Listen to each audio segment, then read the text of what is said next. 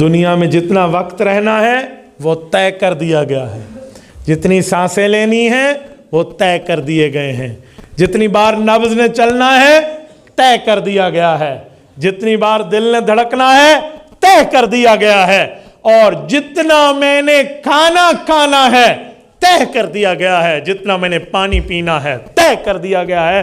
اگر جب تک میرا کھانا پینا، میرا رزق، میری سانس، میری نبض کا چلنا، دل کا دھڑکنا، میری آنکھ کا پھڑکنا، میرے پاؤں کا چلنا، ہاتھ کا پکڑنا جب تک لکھا ہوا ہے تو میں چلوں گا۔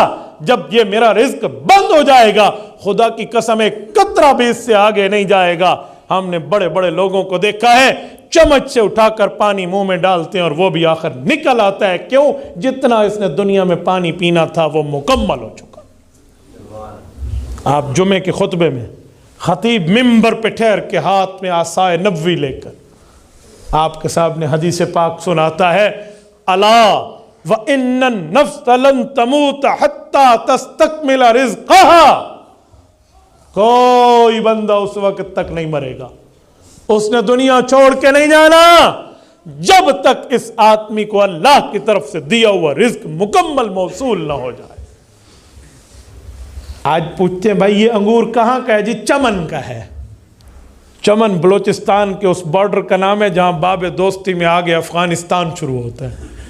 چمن میں خشک پہاڑ ہے، وہاں کوئی انگور کی بیل نہیں سجتی۔ میں نے چمن گیا ہوں، میں نے دیکھا بھی ہے چمن کے بارڈر میں سمگلنگ تو ہوتی ہے، وہاں کوئی انگور پیدا نہیں ہوتے، وہاں بیلیں موجود نہیں ہیں۔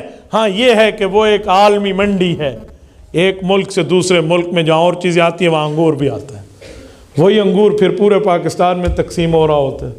اور جس انگور پر مولانا غلام مرتضیٰ صاحب کا سلا والی ضلع سرگودا میں بیٹھ کے اللہ نے نام لکھ دیا ہے، وہ جس پیٹی میں آئے، وہ جس ٹرک میں آئے، اسے لانے والا مسلم غیر مسلم کیوں نہ ہو، نمازی بے نمازی کیوں نہ ہو، کالا گورا کیوں نہ ہو، اپنا پرایا کیوں نہ ہو، کس کا ڈیزل خرچ ہوا، کس کا پیٹرول خرچ ہوا، کس کی نیند خرچ ہوئی، کس کی زندگی لگی، کس کی محنت لگی، وہ سرگودا ان کے پاس پہنچ کے ان کے دانتوں تلے آئے گا اگر نام ان کا ہے، اور اگر ان کا نہیں ہے دنیا الٹ سے پلٹ ہو جائے وہ ہمارے منہ میں نہیں آ سکتا۔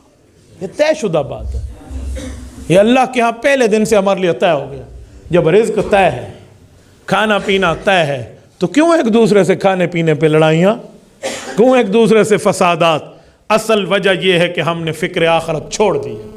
اگر ہمارے سامنے آخرت ہو، قبر ہو، قیامت ہو، خدا کی قسم یہ دنیا کی لڑائیاں ہیچ لگنے لگ جائیں۔ یار یہ کوئی لڑائی ہے؟ آج دو بچے لڑے نا، بڑے ہنستے ہیں، اور چھوٹی سی چڑیا کیسی شکل بنا کے ایک کاغذ کا جہاز بنا کے دیا، بچہ رونے لگا۔ یہ بڑا دوسرے بڑے دوست کو کہہ رہا ہے میرا بیٹا رو رہا ہے، فکر نہ کر کاغذ کا جہاز ہے، لیکن اس بچے کے لیے کاغذ کا جہاز کل کائنات ہے۔